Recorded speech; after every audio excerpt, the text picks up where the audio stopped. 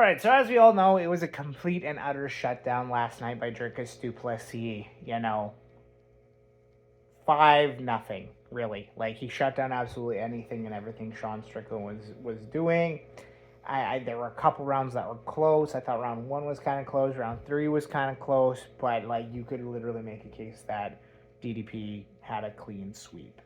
Um, and like this just shows, man, like some people stay the same and some people grow and they evolve, right? And Sean Strickland, like his fights have looked almost identical in every fight he's had, probably in the last, at least the last five, right? And it's crazy because, you would think as a fighter, and here's the thing, right? It's like, I think Sean Strickland has the style where he can rely on that and it's enough to do well, to not get hit as much and to eke out a decision, right?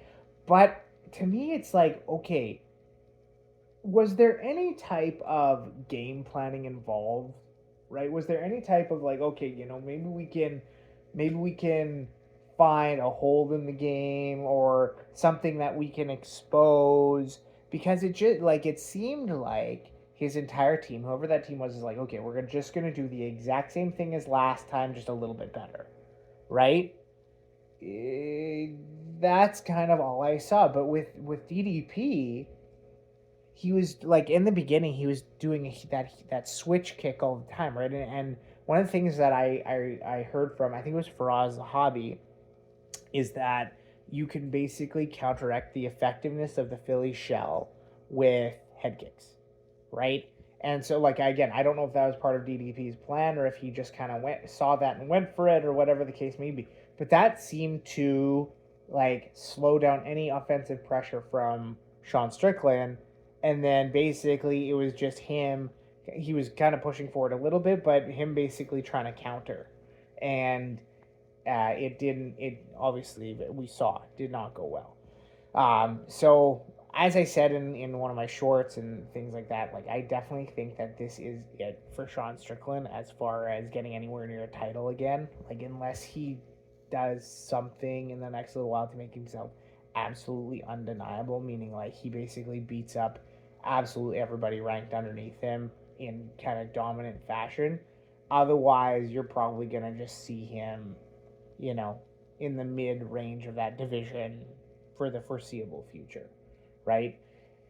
And I mean, it is what it is, right? You can get away with talking like a complete maniac if you're really good and you win fights and you're exciting, right? But now, he's won in 2 out of his last 3, right? You know, beat Izzy, that was pretty impressive. Split close decision, DDP the first time. Beat Paulo Costa, got dog walked by DDP, right? So it's like, what does he do now? One of the fights I'd really like to see is him versus Robert Whittaker. But nevertheless, what an incredible performance by Dricus Du Plessis. Like he absolutely shut everything down that Sean Strickland had. Every good weapon and every good defensive thing that Sean Strickland had an advantage in from what it seemed, DDP was able to completely and utterly shut it down. Which, like, this kind of sucks for the UFC in the short term, at least, because I think the buildup between of a title fight between Strickland and Chimaev would have been epic. Nevertheless, I like DDP is becoming he's a very likable champion in and of his own right. And like you're getting kind of the GSP vibes from him, right? Just, or like Volk, or some of these guys when they were kind of on the rise and starting to get their title defenses together and things like that, where it's just like, ain't nothing gonna stop me, right?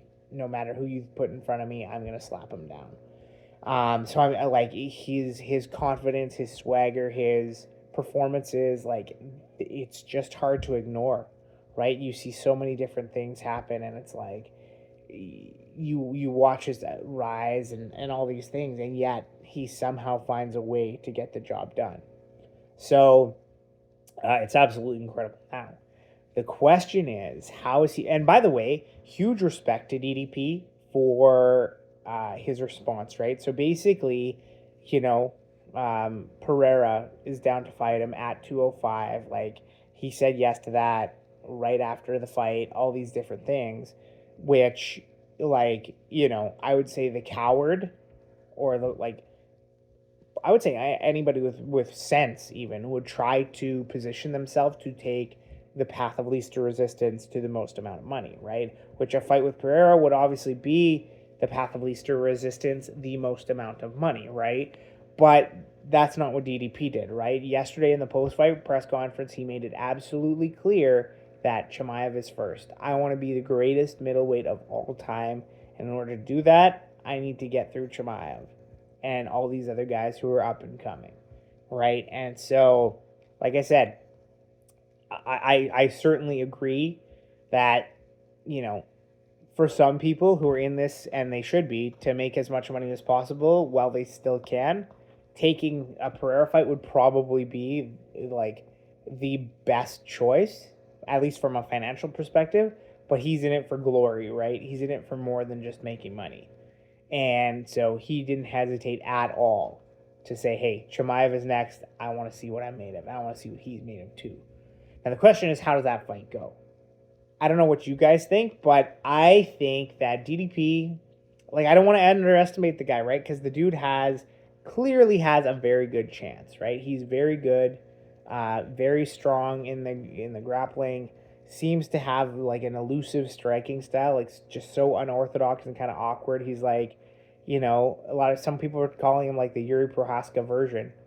But, you know, Prohaska has some flow to him, right? Like, DDP is just his striking so clunky, but it works, right? It gets the job done. I think he even said in a post or something like that, like, he doesn't even, like, think of what he's throwing. He just goes forward and decides in the moment, like, what to do. He doesn't have, like, a set combination or some combinations that he throws really well. He just kind of throws and sees and goes ahead and sees what happens, which is crazy.